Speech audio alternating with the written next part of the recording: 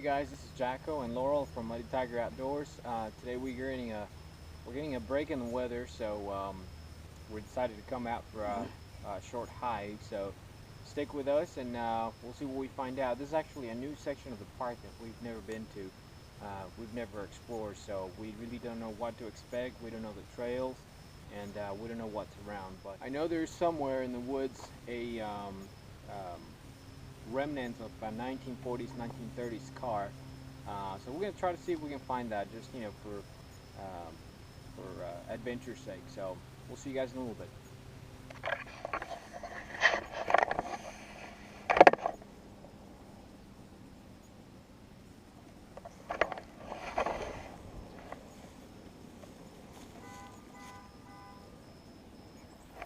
So far the trail that we've never been to, or one of the trails that we've never been to, seems to be pretty nice. Very similar, but obviously anytime you find something new or unfamiliar, it's almost like that sense of adventure kicks in. So I'm glad we took this route, and we'll see what kind of interesting things we find.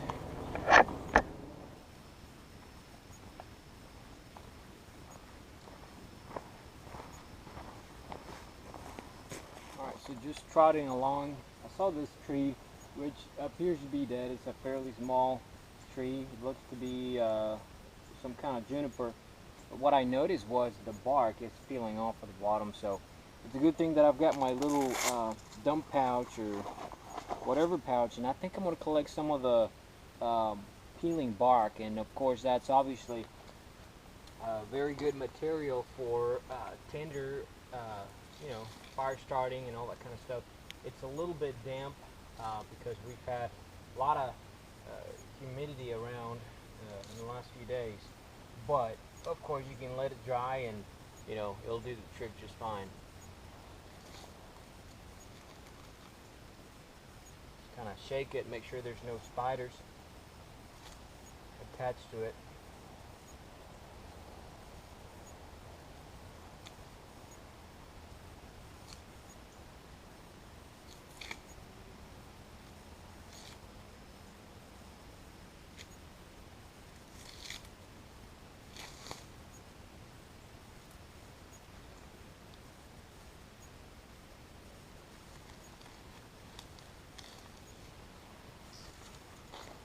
In the pouch.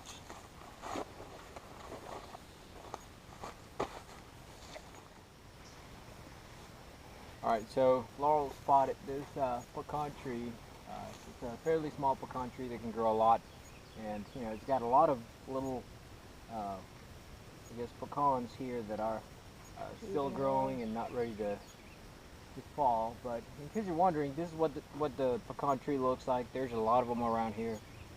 This is what the leaf looks like, the structure. It's a fairly shaggy tree. I'll give you a closer look to the pecans.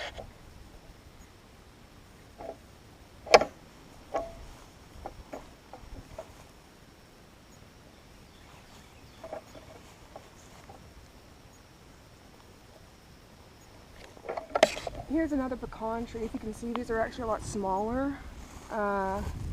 Usually trees with smaller pecans, they're a little bit sweeter. I used to live in a house where we had a giant pecan tree, like 80, 90 years old, and we had the large breed, large nut breed, and then we had some neighbors a couple houses down. They had the small breed, so we'd kind of share our crop each fall. At least we used to. Now the squirrels get them before we can. Alright, so once again walking around, you started seeing all these little berries on the ground.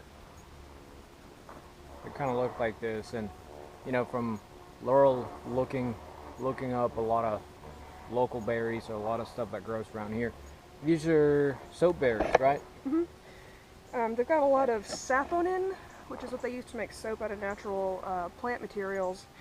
And what you can basically do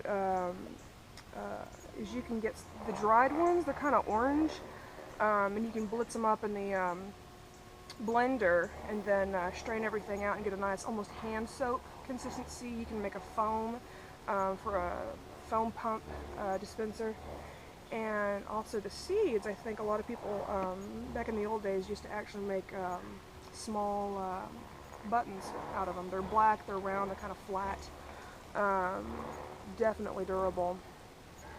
But apparently when you make the soap, because there's no preservative, you gotta use it in like 3 days or put it in the refrigerator. Here's a seed. You can see that.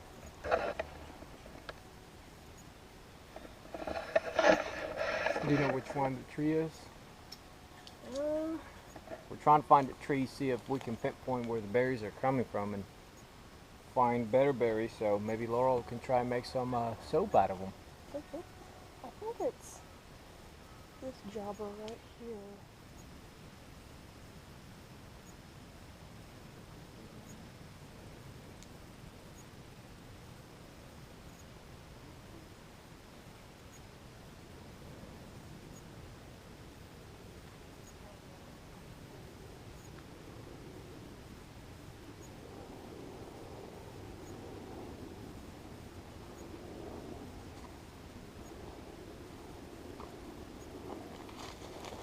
We found a walnut, and I kid you not, it wasn't planned. I set the camera down before we started walking that way. So, let's see what's inside.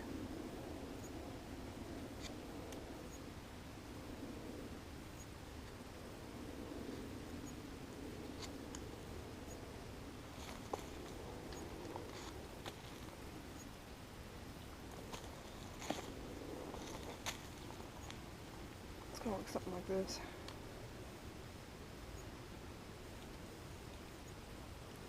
Mosquitoes singing in my ear. Singing. May have to position myself in this log here.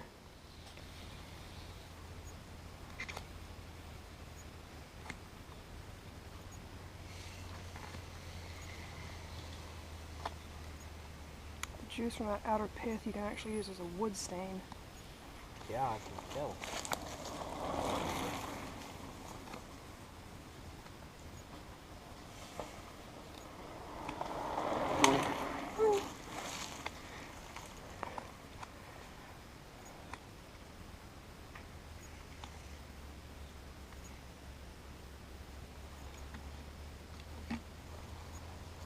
Alright, so this is the walnut right here, and look at that. I mean, there's a lot of ink or a lot of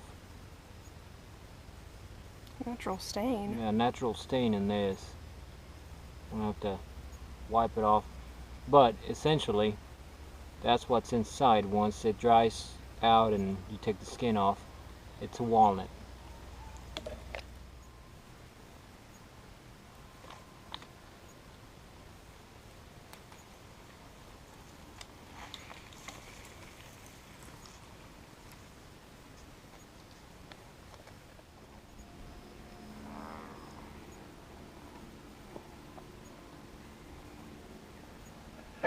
Creek bed, a dried creek bed down there at the bottom.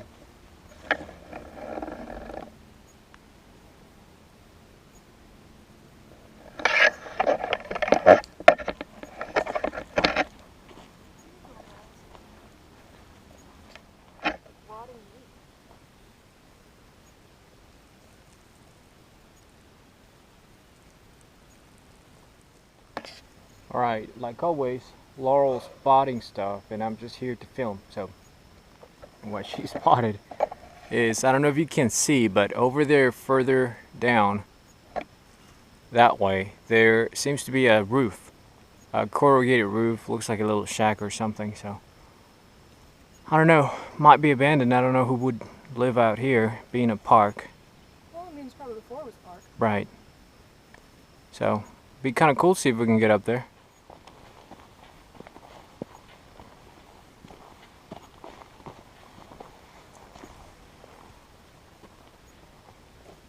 Oh, here's something.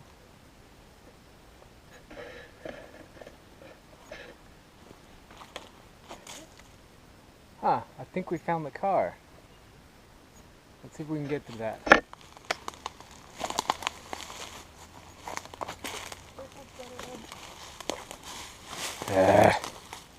Spiders. I think Laurel's going ahead to clear the spiders. 2 cars, wow. So there's the hood of one. And there's the bottom of one, or the underside. And then the underside of the other one. 60s maybe? No, they look like 50s, but I gotta see them from the top.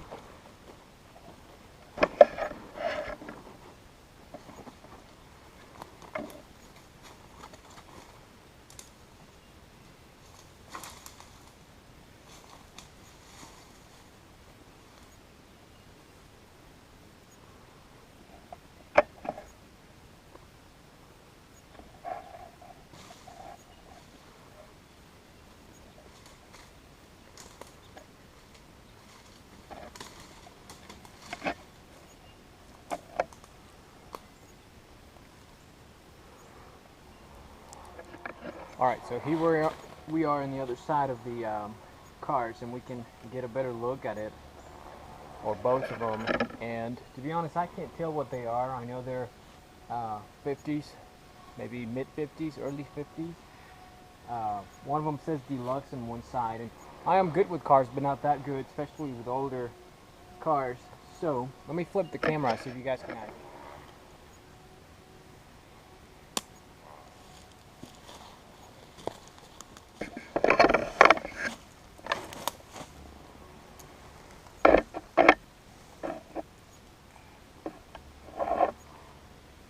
The steering wheel's still on it.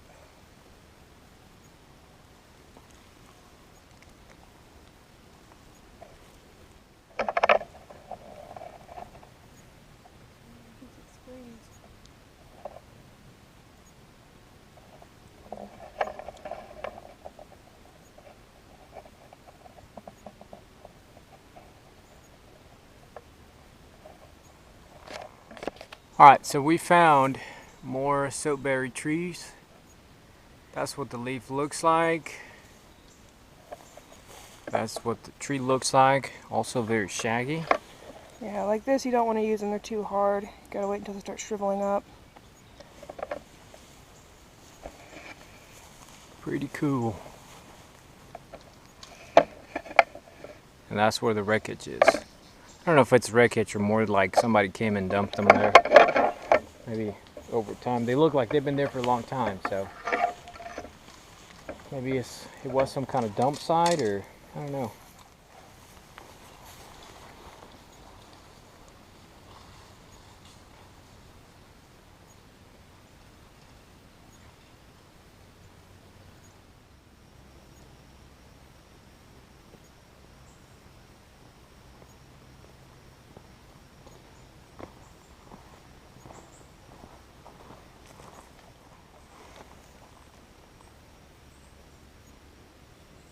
Look at those pretty little flowers.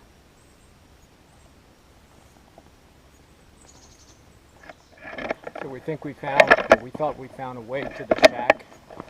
Turns out I think it's private property, because we saw what looks like an old fence, and also, you know, the park or the trail where we're going, it kind of goes out in a different direction, and all of a sudden it curved.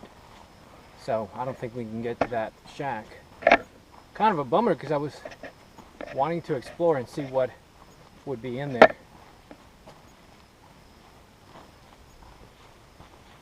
I guess we don't get to anyway. It's fine. Alright, so we've been walking for a while, and it's time for a snack and some water. Temperature's still pretty moderate, considering we're still in the summer, Texas summer, so you can get quite hot, and in fact we've been reaching upper 90s the entire last couple of weeks. So yeah, so having this break from the weather, it's kind of a nice thing. Check this out, that's a pretty big leaf. You can see it. I have no idea what kind of plant this is, but it is a big leaf. Look at that. And it seems to be taking precedence in another tree, or another series of trees. So, I don't know. Well, it almost looks like it's fallen. There's some of it right there. Very interesting.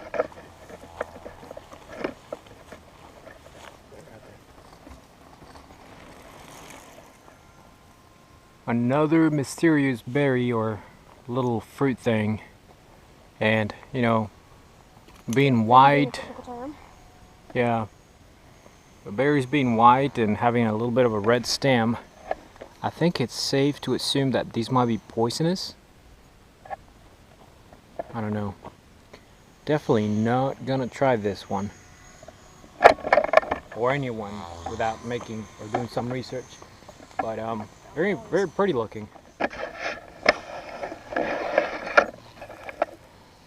Don't know what these are, but Laurel seems to think they're mesquite bean pods, and it makes sense. Because I know they make bean pods kind of like this. Yeah. Who knows? They're all over the tree. They're pretty cool looking because they're bicolor. You can do the one inside this one. We'll crack one open, see what happens. See what we got. Ooh, we got some junk on it. Yeah. Your little secrets. Or not, you know, whatever. Here we go. Ha! Oh, sorry. Let's try another.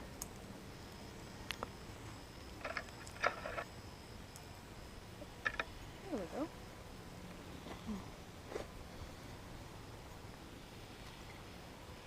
Sticky pine. I'm sorry if my hands seem pretty dirty. It's from the walnut that I was trying to peel open. Hence why it's a good wood stain. Yeah, apparently it's a good wood stain, but yeah, it's underneath my nails, and I'm not sure how long that's going to take to get rid of, or how much effort it's going to take to wash off. But 5 days if you do nothing. yeah, maybe a couple of days. Very interesting, though. Tell you what, guys, the pants that I'm wearing, the North Face Paramount Pig 2. Yeah, I've been wearing them for a while now, since I got them. As much as I had to admit, almost every other day. Even after coming back from work, I wear them as shorts because they are comfortable. You can actually tell they're very well made. They're very comfortable. I mean, it is humid, it is hot, but they have barely any weight to it, and they're very comfortable. They don't stick to you, or they don't get damaged. I mean, we're walking through the brush and they seem to be doing fine. So I've got a review of that on my channel. If you care for that, you can just go and look it up. So yeah, I'm very happy with these pants. I just thought about it, and I thought I'd share it with you since I'm out here in the woods. Alright guys, we're gonna call it a day or a morning, since it's still before 10 o'clock. It's getting quite humid and it's getting a little hot, and you know, we just planned to be a morning hike. So hope you enjoyed it. And now, as far as the bark that I collected, I'm gonna go ahead and separate that and put it in probably in a Ziploc bag, and that's gonna be part of my fire kit. Anytime that I need some dry bark and there's nothing available, that's gonna be there. I can fluff it up and create fire, or use it to create fire in many ways. So that's what's gonna happen with the bark. Alright guys, thanks for watching. Don't forget to like the video, don't forget to subscribe, and please check us out on Facebook, Muddy Tiger Outdoors, and we'll see you guys in the next video. Take care.